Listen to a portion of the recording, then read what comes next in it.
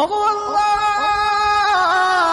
ওগো মালিক, তুমি ছাড়া তো আমাদের আর কেউ নাই, তুমি ছাড়া তো আমার আর কেউ নাই। আল্লাহ গো, তুমি যদি মাফ না করো কে আমাকে মাফ করবে?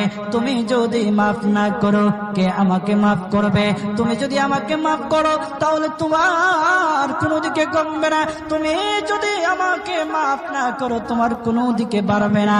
আল্লাহ গো, তুমি আমাকে মাফ করে দাও। সারাটা জীবন অন্যায় কাজ করেছি, সারাটা জীবন নাফরমানি করেছি, আমার কাছে কালেমার দাওয়াত কম আসে নাই, আমার কাছে কালেমার দাওয়াত কম আসে নাই, আমাকে লোকেরা কম বোঝায় নাই। ওগো আল্লাহ, তুমি আমাকে মাফ করে দাও।